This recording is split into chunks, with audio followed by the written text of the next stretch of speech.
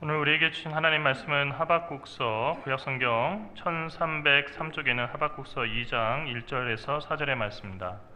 하박국 2장 1절에서 4절의 말씀, 이 말씀을 제가 봉독해 올리겠습니다. 내가 내 파수하는 곳에 서며 성루에 서리라. 그가 내게 무엇이라 말씀하실는지 기다리고 바라보며 나의 질문에 대하여 어떻게 대답하실는지 보리라 하였더니, 여호와께서 내게 대답하여 이르시되 너는 이 묵시를 기록하여 판에 명백히 새기되 달려가면서도 읽을 수 있게 하라. 이 묵시는 정한 때가 있나니 그 종말이 속히 이르겠고 결코 거짓되지 아니하리라. 비록 더딜지라도 기다리라. 지체되지 않고 반드시 응하리라. 보라, 그의 마음이 교만하며 그 속에서 정직하지 못하나 의인은 그의 믿음으로 말미암아 살리라. 아멘.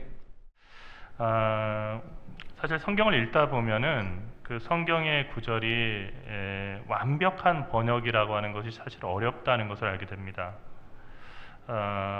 히브리어를 알고 있고, 그리고 그 히브리어를 갖다가 제대로 이렇게 번역을 하려고 애를 쓰지만, 번역을 해놓으면, 한국말로 번역해놓는 그 순간에 오해가 될 수 있는 그런 구절들이 많습니다. 오늘 우리가 읽은 2장 4절의 말씀이 대표적인 건데요. 보라, 그의 마음이 교만하여 그 속에서 정직하지 못하나 의인은 그의 믿음으로 말미암아 살리라 라고 하는 말씀입니다. 이 말씀을 이 문맥상으로 보면은 마음이 교만하고 정직하지 못해도 믿음만 있으면은 살 것이다 라는 얘기로 읽을 수 있냐? 그러면 한 사람 두고 한 얘기죠. 그런데 이 말씀은 사실 두 사람을 두고 한 얘기예요.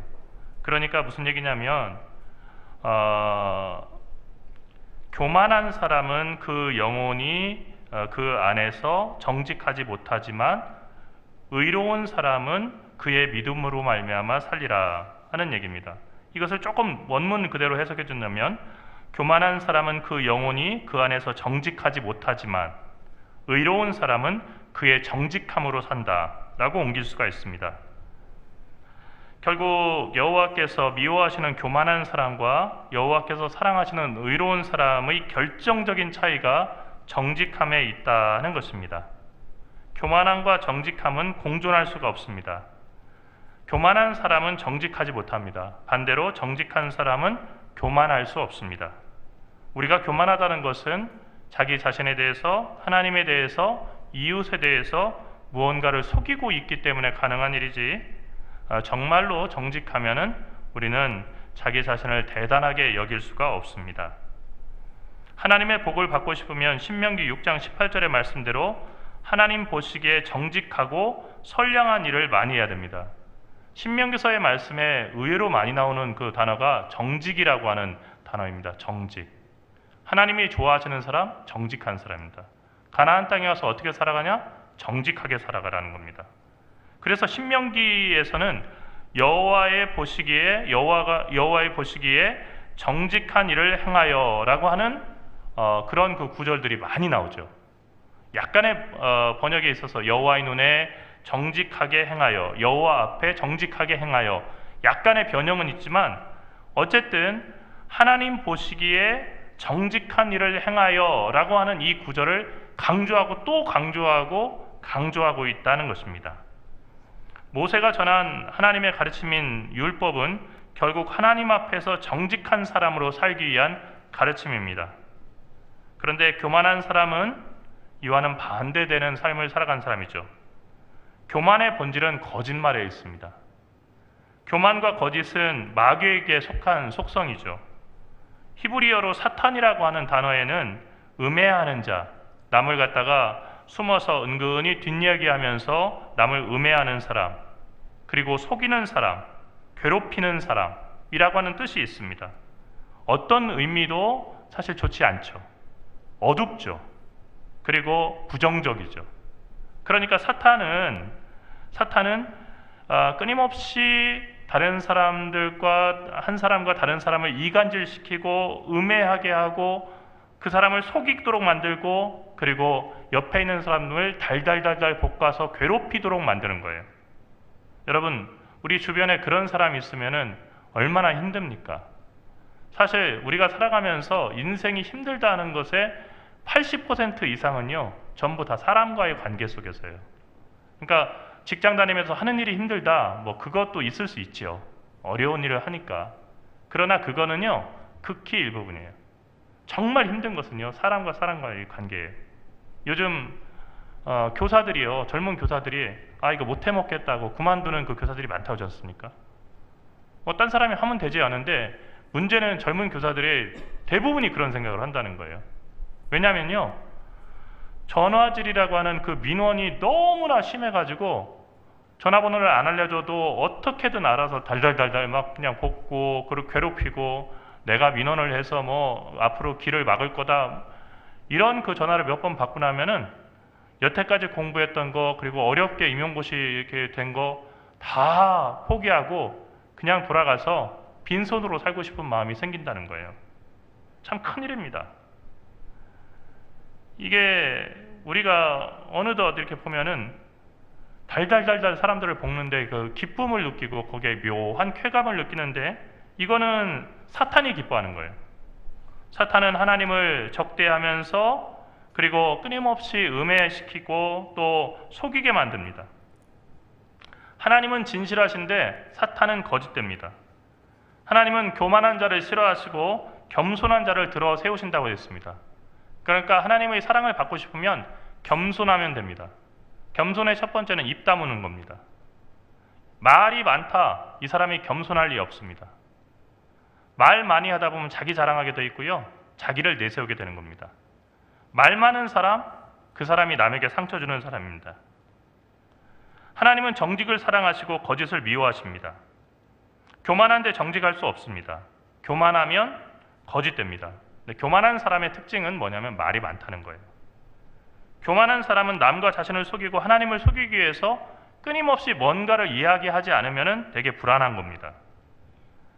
스카펙이라고 하는 정신과 의사는 거짓의 사람들이라고 하는 책에서 병적인 나르시즘이라는 게 뭐냐면 자기애거든요. 그런데 앞에 강조가 있죠. 병적인이라는 게 있어요. 자기애가 나쁜 건 아니죠. 자기를 사랑하는 게 그게 왜 나쁜 겁니까? 병적인 자기애. 그러니까 어떤 거냐면 그 사랑이 병들어 있는 거예요. 그러니까 어떻게 되는 거죠? 자기를 우상으로 섬기는 거예요. 그리고 자기를 갖다 대단한 존재로 막 여기려고 하는 거예요. 그리고 그렇게 대우 안 해주면요, 분노하고요, 그리고 다른 사람들을 괴롭히기 시작해요. 모든 것의 중심이 되고 싶고 찬사를 받고 싶은 그런 연예인병 같은 그런 그 병이 우리들에게도 찾아올 수 있다는 거죠. 그런데 이 책에서 스카펙이 얘기하는 것은 병적인 나르시즘과 치러야 할 대가를 치르려고 하지 않는 게으름, 이 두 가지가 인간악의 원인이다라고 얘기를 했습니다. 악이라고 하는 것은 인간의 안과 밖에 있는 생명력을 죽이는 힘이자 병이라고 그는 또 얘기했죠. 그러니까 악에 빠지면 어떻게 되냐면 자기 안팎의 모든 생명력, 자기 자신도 죽이고 남도 죽이고 다 죽이는 거예요. 그 일에 다 전념하는 겁니다. 이 병은 한 개인에만 머물러 있지 않고 그 악인이 속한 한 사회와 가정, 나라를 죽음으로 몰고 갑니다. 그러니까 그런 악인이 있는 사람, 병적인 자기애와 그리고 치러야 할 대가를 치르지 않으려고 하는 무책임함과 게으름이 있는 그 사람이 있는 가정과 사회와 나라는요, 저주받은 거예요. 정말 힘든 거죠. 그 악이라고 하는 질병은 사실은 감기만큼이나 흔하지만 우리가 식별하기도 어렵고 그리고 그것을 알아냈다 하더라도 치유하기도 어려워요. 사람 잘 안 고쳐지는 겁니다. 그것을 알아서 지적을 해주고 그리고 고쳐야 됩니다 권면해도 잘 안 고쳐지는 거예요. 왜 그럴까요? 자기가 절대적으로 선하다고 생각하기 때문이죠. 악한 사람은요, 자신이 악하다고 말하는 법이 없어요. 오히려 자신은 절대적으로 옳다는 것을 증명하기 위해서 수많은 다른 사람들을 불행의 구렁텅이로 서슴없이 밀어넣는 사람이 바로 악한 사람이죠. 자신의 교만한 자존심, 병든 자존심을 세우기 위해서 사회를 망가뜨리고 한 나라를 망가뜨립니다. 거기에서 분열과 분쟁이 나오고 전쟁이 일어나는 겁니다. 우리의 가정과 사회, 교회 그리고 나라를 망치는 것은 죄인이 아니고 의인이에요. 여러분, 한 가정이 행복해지려면 아버지가 좀 망가져야 돼요. 아버지가 망가진다는 건 뭐냐면요, 아버지가 완벽한 사람이라고 하는 것에서 벗어나야 돼요. 나에게도 허점이 있다. 나에게 부족한 점이 많아. 그리고 나는 허점투성이야. 그걸 인정하고 나면요, 그 가족이 평안해지는 겁니다. 그런데 항상 나는 너희들만한 때 뭐 이랬고, 나는 항상 옳았고, 너희들처럼 그렇게 살지 않았고 해서 항상 훈수를 두는, 그러면서 정말 그 꼰대라고 얘기가 나올 정도로 항상 나 때는 하면서 이렇게 얘기하는 아버지가 있잖아요. 그 가정은 정말로 불행한 거예요. 예, 정말 불행한 거예요. 그러니까 식구들이 집에 들어오면은 지옥이 되는 거예요. 숨 쉴 수가 없는 거죠. 의인은 어떤 사람이냐면요, 완벽하게 의로운 사람이 아니라 자신의 허물과 죄를 끊임없이 참회하는 겸손한 사람입니다. 끊임없이 참회하는 거예요.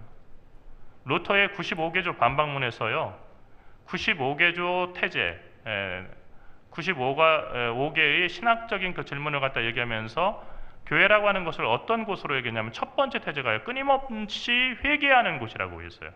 우리는 끊임없이 회개해야 된다. 그러니까 한 번 회개했으면 끝나는 것이 아니고 죽을 때까지 회개를 해도 회개가 끝나지 않을 만큼 우리는 죄와 허물 속에 있는 존재라는 것을 인정해야 된다는 거예요. 의인은 자신이 절대 선하고 항상 옳다는 선에 도취된 사람이 아닙니다. 이것은 가짜 의인이죠. 스카펙이 말했듯이 인간의 악을 치유하려고 하는 싸움은 항상 나에서부터 시작해야 됩니다. 공자는 대학이라고 하는 책의 장구편에서 온 세상을 평화롭게 하고자 하는 사람들, 그런 꿈을 품은 사람들에게 다음과 같이 조언했죠. 우리가 잘 아는 말입니다. 그 말은 수신제가 치국평천하입니다. 수신은 어떤 겁니까? 자신의 마음과 행실을 바르게 하도록 심신을 닦는 거예요. 수신. 그 다음에 제가입니다. 집안을 잘 다스려서 가까운 친인척의 부패와 잘못된 점을 바로 잡는 거죠. 내 친인척이라고 해서, 나하고 가깝다고 해서, 그리고 내가 권력이 있다고 해서 친인척이 나쁜 짓을 하는데도 불구하고 눈을 감아버리고 박수를 치는 것? 이거는 뭔가 잘못된 거예요. 그러면 이 사람은 치국으로 나가서는 안 돼요. 치국은 나라를 다스리는 거예요. 나라를 제대로 다스릴 때 평천하할 수 있는데, 평천하라고 하는 것은 자신의 나라를 포함한 온 천하를 평화롭게 만드는 거예요. 그러니까 공자가 대학에서 수신제가 치국평천하를 얘기하는 것은요, 수신이 모든 일의 출발점이라고 하는 것을 얘기하는 거예요. 세상을 평화롭게 만들어야겠다, 이거 한 번쯤 생각 안 해본 사람 없어요. 그런데 그 출발점인 나를 갖다가 내 마음과 행실을 돌아보고 항상 바르도록 심신을 닦아야겠다 하는 일에 힘쓰는 사람들은 찾아보기 힘들어요.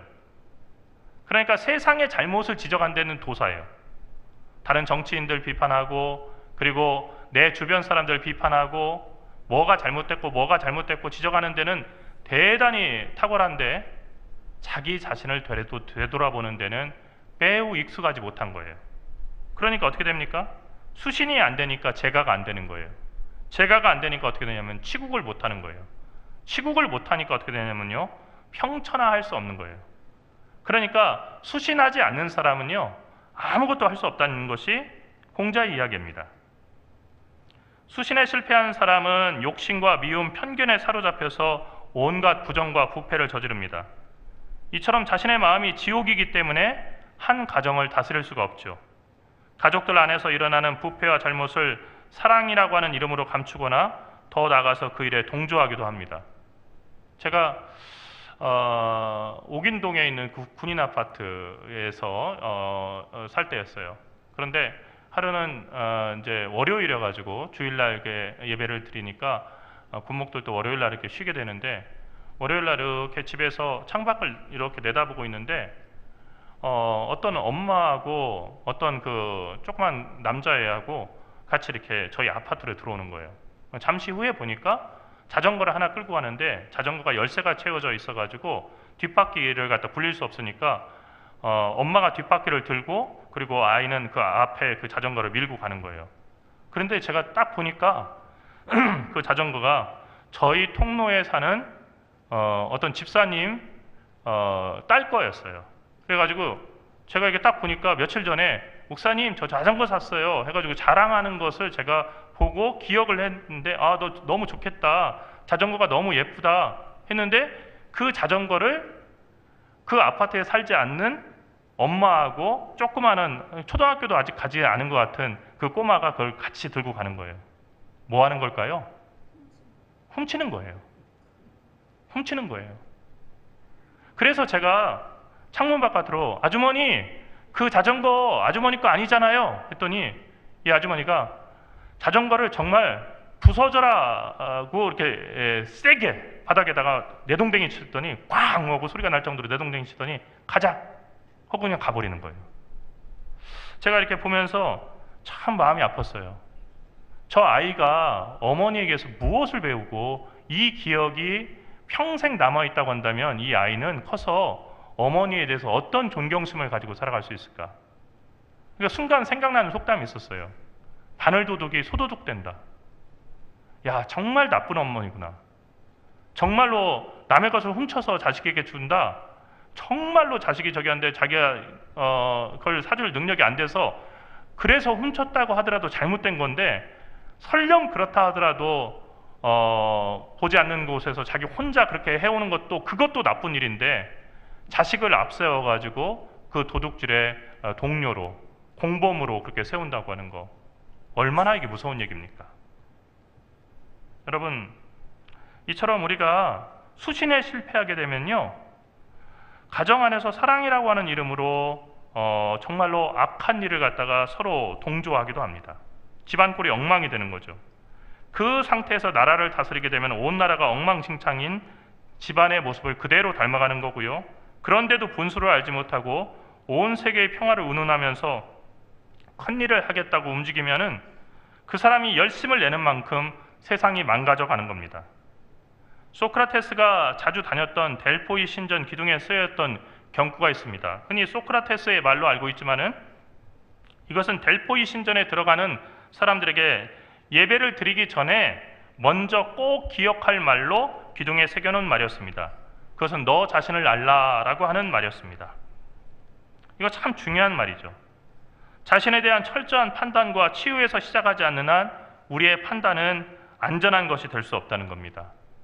사람의 악, 세상의 악을 치유하려고 하는 씨름은 언제나 나에 대한 참회로부터 시작해야 된다는 얘기입니다. 자기를 깨끗하게 비우는 것, 이것이 그리스도인으로 살아가는 출발점이고, 그리고 전제가 되는 겁니다. 참회를 통해서 자기를 깨끗하게 비우는 것이 없이 정말로 그리스도의 일을 하겠다고, 복음 전해야겠다고, 선교하겠다고 나서면 나설수록 세상이 엉망진창으로 되는 거죠. 우리는 한 사람의 힘을 대수롭게 생각하지 않습니다. 나 한 사람 변한다고 세상이 뭐 그렇게 크게 변할까 생각합니다. 한 개인이라고 하는 것이 바다에 떠 있는 작은 낙엽과 같다고 생각하기 때문입니다. 사람들은 한 개인이 일으키는 변화를 찻잔안의 태풍이라고 그렇게 냉소적으로 이야기합니다. 하지만 그 작은 낙엽이 빠르게 회전하게 될 때 일어나는 작은 태풍은 바다에서 거대한 용오름을 만들 수가 있습니다. 사람과 우주는 선한 세력과 악한 세력, 하나님과 악마 사이의 팽팽한 대결 속에 끼어 있습니다. 이 대결의 전투장이 바로 우리 각자의 영혼입니다. 우리의 영혼 안에서는 쉬지 않고 선과 악 사이에 전투가 벌어져서 어느 날은 선이 이기고 어느 날은 악이 이깁니다. 한 사람이 살아온 인생의 의미는 전적으로 이 선과 악의 싸움에 달려 있습니다. 사랑하는 성도 여러분, 정의롭지 못한 세상에 분노하고 세상을 바꾸려고 하기 전에 먼저 여러분 안에 있는 악과 싸우시기 바랍니다. 언제까지 얼만큼 악과 싸워야 할까? 히브리서 12장 4절의 말씀에 그 힌트가 있는데, 너희가 죄와 싸우되 아직 피 흘리기까지는 대항치 아니하고 라고 하는 말씀입니다. 피 흘리기까지, 죽기까지 악과 싸워야 된다는 겁니다. 우리는 우리 안에 있는 악과 피 흘리기까지 싸워야 됩니다. 그렇지 않으면 그 죄악의 유혹에 너무나 쉽게 넘어가서 자신만이 옳다는 독선에 빠지게 되고, 남을 정죄하되 자신의 죄는 전혀 보지 못하는 영적 도덕적인 맹인이 되는 것입니다. 악이라고 하는 것은 삶을 거스리는 것입니다. 교만한 자는 자신의 악을 선이라고 우기면서 선한 사람으로 위장하는 사람입니다. 그렇게 교만한 사람의 영혼은 그 안에서 설 수가 없습니다. 악은 삶을 거스르는 것이기 때문입니다. 영혼이 그 안에 설 수 없다는 얘기는 우리 성경은 그렇게 번역되어 있지 않지만 그것을 의역하면은 죽었다는 얘기예요. 교만한 사람의 영혼은 죽었다는 얘기입니다. 영혼이 죽었다고 하는 것은 육신은 살아있고 영혼은 죽었다 하는 얘기가 아니에요. 히브리 사람들은 이렇게 영혼과 육신을 갖다가 구별하지 못합니다. 그럼 무슨 얘기입니까? 교만한 사람은 이미 죽은 사람이라는 얘기입니다. 교만으로 대표되는 악은 삶의 반대말입니다. 악은 곧 죽음입니다. 영어로 악이 evil인데요. E-V-I-L. 이것을 거꾸로 하면 L-I-V-E, live, 살다가 됩니다. 우리는 살아야 되는데 그 삶을 거꾸로 이렇게 살아가게 되면 어떻게 되냐면 evil에 빠지는 거예요. 악에 빠지는 거죠. 그렇기 때문에 교만한 자는 이미 그 내면에서 죽은 사람이에요. 죽은 영혼을 살려내기 위해서는 자신의 죄를 드러내고 뉘우치며 참회해야 됩니다. 바로 그 순간 하늘의 용서와 위로가 넘치는 것입니다. 위장이라고 하는 것은 악한 사람들이 대표적으로 보여주는 특징이죠. 그 위장 가운데 위선이 있습니다. 위선은 선하지 않은데 겉으로만 착한 사람인 것처럼 자신을 위장하는 겁니다. 착하지 않은 사람이 착한 척을 하면 정말 큰 정신적인 에너지가 필요하죠. 그리고 보이지 않는 곳에서 그 에너지는 폭발합니다. 왜냐하면 그것이 자기의 자연스러운 모습이 아니기 때문이죠. 왜 악한 사람들이 이처럼 힘들게 자신이 선한 사람인 것처럼 위장할까?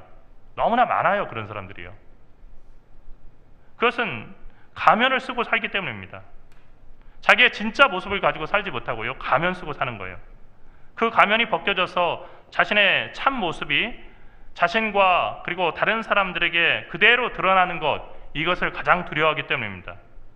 더럽고 추한 자신 안에 있는 악과 직접 마주대야 하고 그것을 다른 사람들이 보는 것, 이것을 가장 두려워하는 거예요. 그래서 악한 사람들은 무례하고 파괴적인 행동들을 하고 일관되게 남 탓만 하면서 자신의 책임을 전가할 희생양을 찾습니다. 자기가 잘못이라고 말하는 순간 자기는 다 무너지고 끝이라고 생각하는 거예요. 사과할 줄 모릅니다. 그리고 비난이나 비판을 지나치리란 만큼 견디지 못합니다. 남이 자신을 비난하거나 비판하면은 자신을 돌아보고 아니면 그만두는 것이고, 정말로 자기에게 그런 비난거리 그리고 비판의 거리가 있었다고 한다면 변하면 그만인데, 자신을 비판하거나 비난하는 사람은 그 순간부터 적이 되는 것이고요, 그 사람을 파괴하기 위해서 자기가 가진 온갖 힘을 다 사용하는 겁니다. 그러니까 사람이 가지고 있는 힘이라는 것이 한정되어 있는데 거기다 힘 다 쓰니까 어떻게 되냐면요, 사랑하고 노동하는 데는 쓸 힘이 없는 거예요. 그러니까 누군가를 미워하고 살잖아요. 그 사람은 전혀 한 걸음도 앞에 나갈 수 없어요. 그러니까 누군가를 미워하고 살면 외롭게 돼 있어요. 왜요? 사랑할 힘이 없어요. 사랑하지 않는 사람은 누가 오겠어요? 예? 여러분, 제가 사는 그 아파트에 요즘은 그 새들이 이렇게 많이 와서 막 돌아요. 직박구리라고 하는 그 새가 참새과의 그 새인데, 막 소리가 정말 요란한 그 새들이요, 단체로 몰려와 살아요. 얘들이 왜 몰려오나 제가 이제 책을 찾아봤더니 산수유 열매 같은 거 되게 좋아해요. 근데 아파트에 요즘에 이제 그런 유실수 나무들, 뭐 산사과 쬐끄만한 거 이렇게 그런 거, 꽃사과 같은 것도 심어놓고 그러니까 얘네들이 그런 거 따먹는 재미로 이렇게 오는 거예요. 직박구리 떼들이 와가지고요, 아침부터 정말 시끄러워요. 정말 그 참새들은 너무나 조용하고 그리고 너무나 착한 아이들이 돼버려요, 직박구리가 오면은. 근데 여러분, 이 새들이 왜 안 나오면요, 안전하기 때문에 그래요. 안전하니까 그게 오는 거예요. 그런데 만약에 정말 그 새들이 오는데 계속해서 거기에다가 그물을 갖다 쳐놓고 새를 잡고 그리고 사냥꾼이 계속 사냥하고 그러잖아요. 그러면 새들은 위험을 감지하고요, 서로에게 알리고 거기는 오지 않는 거예요. 우리가 정말로 외롭지 않기 위해서, 정말 좋은 사람이 내 근처에 늘 머물게 하기 위해서는 내가 좋은 사람이 돼야 돼요. 내 안에 있는 악을 버리는 게 참 좋아요.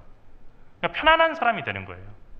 그러니까 두 마음을 가지고 살지 않고요, 있는 마음 그대로 솔직하고 정직하게 살아가면요, 사람의 그 영향력이 정말로 따뜻해지는 거예요.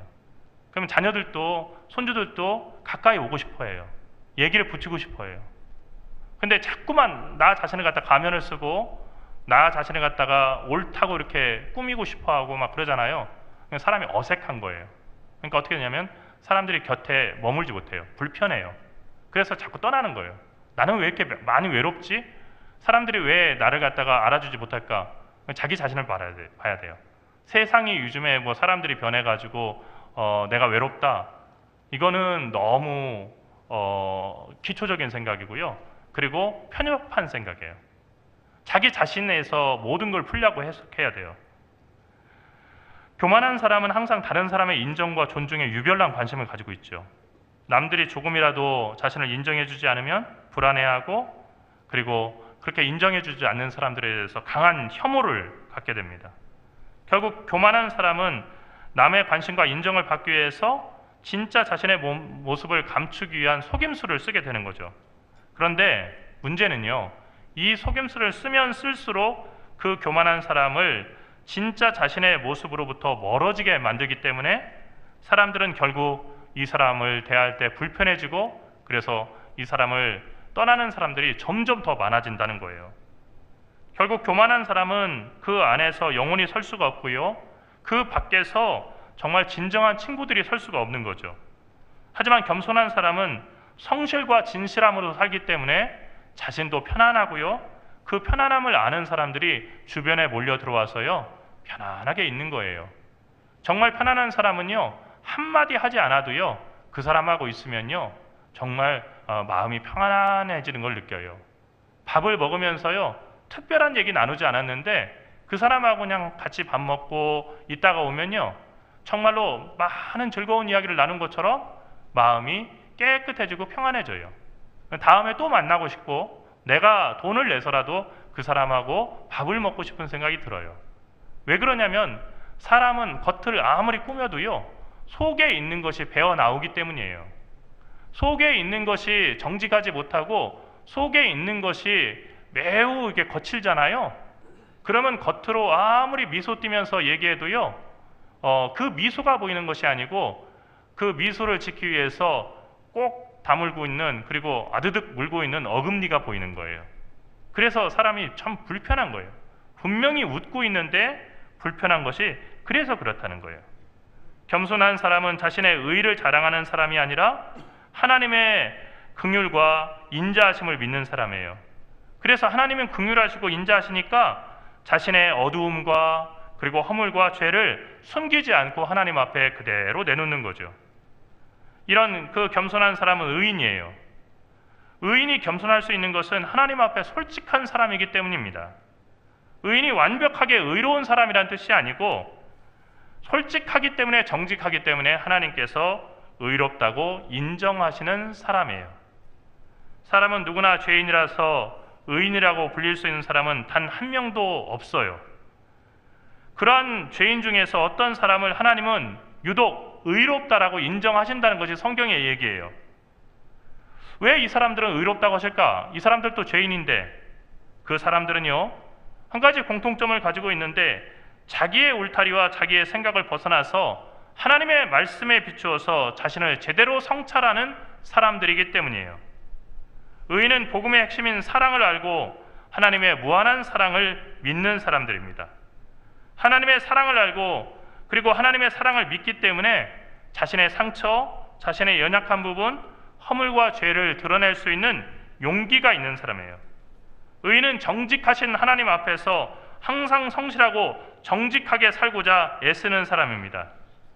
톨스토이가 사람은 무엇으로 사는가 라고 하는 소설에서 말했듯이 사랑 안에서만 우리 사람들은 살아갈 수 있어요. 그러니까 우리 마음 가운데 사랑이 있을 때 우리는 살아갈 수 있는 거예요. 우리가 생각하는 것처럼 돈이 있어서 사는 게 아닙니다. 재물이 많아야 사람이 살 수 있는 게 아니에요. 우리 안에 사랑이 있으면 그 사랑으로 충분한 거예요. 그리고 그 근원은 우리에게 정직과 성실하심을 원하시고 누구보다도 정직하시고 성실하신 하나님이에요. 그 하나님을 바라보기 때문에 하나님을 본받아서 그 사람도 정직하고 성실하게 살아가는 겁니다. 그때 하나님이 주시는 평안이 그 사람의 삶 가운데 이루어지는 거죠. 요즘은 장례에서 거의 볼 수 없지만 예전에 제가 어렸을 때는 사람이 죽으면 동네 청년들이 상여를 뱉습니다. 상여는 화려한 화선지로 만든 꽃과 나비, 또 새 이런 걸로 꾸며진 관 덮개이자 시신을 묘지까지 나르는 도구였습니다. 그런데 여러분, 상여가 아무리 화려해도 그 안에는 부패하고 있는 시신이 누워 있습니다. 그것을 알 리 없는 꼬마들은 상여 쫓아가면서 정말 상여 예쁘다라고 이렇게 감탄하면서 좋아하지만 그 안에는 죽은 사람이 들어있다는 거예요. 화려한 말과 그럴듯한 얼굴빛에 숨어 사는 사람도 마찬가지입니다. 그 안이 정직하지 못한 사람, 그 영혼이 정직하지 못한 사람은 늘 자신과 타인을 속이는 사람이고, 이런 사람들은 아무리 겉을 잘 꾸며도 예수님께서 말씀하셨듯이 회칠한 무덤, 그러니까 무덤인데 겉에다가 석회를 발라서 하얗고 맨질맨질하고 깨끗해 보이지만은 그 안에는 냄새나는 시체가 썩고 있는 회칠한 무덤과 같은 사람이다 하는 겁니다. 오늘 말씀을 다시 한번 읽어보면, 교만한 자는 그 영혼이 그 안에서 정직하지 못하지만 의로운 사람은 그의 정직함으로 산다. 루터 이후에 이 정직함을 믿음으로 산다 이렇게 해석을 다 해놨는데, 사실은 히브리어 원문에는 믿음이라고 하는 단어보다는 정직함이라고 하는 단어가 더 맞는 얘기예요. 교만한 자는 그 영혼이 그 안에서 이미 죽었지만 의로운 사람은 그의 정직함으로 살아있다는 얘기입니다. 교만과 사망에서 벗어날 수 있는 유일한 길은 하나님의 자비하심을 믿고 자신을 있는 그대로 드러내고 바라보는 겁니다. 그리고 더 이상 남과 자신을 속이지 않는 겁니다. 나는 오늘부터 남과 나를 속이지 않겠다라고 그런 거룩한 결심을 해야 됩니다. 교만한 사람은 속이는 사람이고 속이는 사람은 이미 죽은 사람이기 때문입니다. 의인은 고난이 많지만 정직함으로 살아있는 사람입니다. 여러 가지 어려움 겪지만 손해를 보지만 그래도 그 정직함만큼은 죽지 않고 그 영혼 속에서 정직함을 유지하는 사람이 바로 의인입니다. 교만한 사람 악인에게는 잠시 형통하는 것 같고 모든 일이 잘 되는 것 같지만 악인은 이미 그 영혼이 죽은 사람이라고 오늘 하박국 선지자는 우리에게 이야기하고 있습니다. 여러분, 살기 위해서 거짓말하고 살기 위해서 남을 속였는데요, 무엇이 산 것이고 무엇이 죽은 겁니까? 하나님을 믿고 정직함을 지키며 사는 것이 산 것이라고 한다면 우리가 왜 거짓을 가까이 해야 됩니까? 거짓을 멀리 하시기 바랍니다.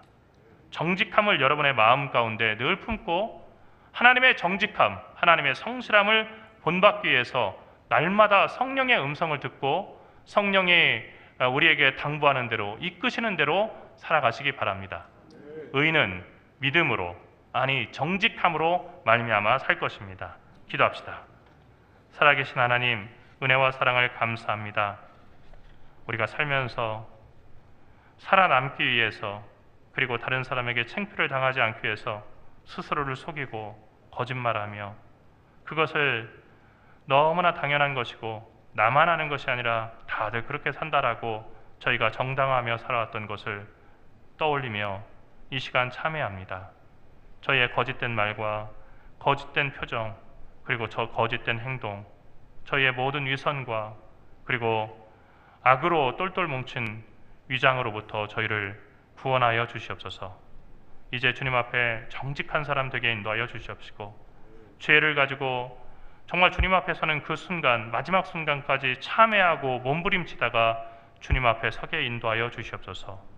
주님, 우리의 의가 아닌 주님의 의로 우리를 채워주시옵시고 우리를 용서하사 주님의 전에 우리도 함께하게 인도하여 주시옵소서. 사랑하신 예수 그리스도의 이름으로 간절히 기도리옵나이다.